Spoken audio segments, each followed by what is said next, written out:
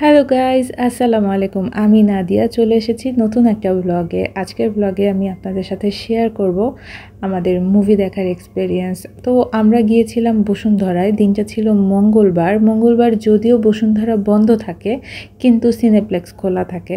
তো আমাদের একদম হঠাৎ প্ল্যান ছিল এবং ওয়েদারটা আমরা ফরচুনেটলি খুব সুন্দর পেয়েছি এবং রাস্তা এত ফাঁকা ছিল, মঙ্গলবারের তুলনায় অনেক বেশি ফাঁকা ছিল যে আমরা একদম চট করে বসুন্ধরায় চলে গিয়েছিলাম।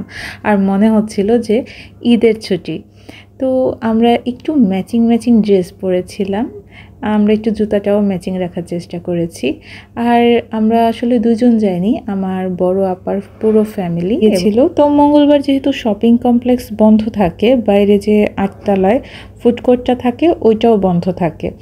সিনেপ্লেক্সের ভিতরের ফুড কোর্টটা আপনি অ্যাভেলেবেল পাবেন, কিন্তু এই বাইরের ফুড কোর্টটা বন্ধ। এখানে যারা যারা বসে আছে সবাই মুভির জন্য বসে আছে। আমরা অনেক দিন অনলাইনে খুঁজে তারপর তুফান মুভির টিকিটটা পেয়েছি এবং মুভিটা অনেক বেশি এনজয় করেছি।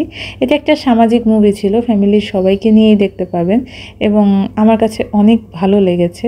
মোট কথা আমরা সবাই মিলেই এনজয় করেছি এবং আমি বের হয়েও গানগুলো গাচ্ছিলাম, এত ভালো ছিল, খুব খুব সুন্দর ছিল গানগুলো। তো রাতে আমরা বাইরে ডিনার করেছিলাম কারণ রাইসা মামনির বার্থডে ছিল, আর তিনি হচ্ছেন আমার ফ্যামিলির সবচেয়ে ছোট সদস্য ওয়াইশ। সবাইকে ধন্যবাদ ভিডিওটা দেখার জন্য। আল্লাহ হাফিজ।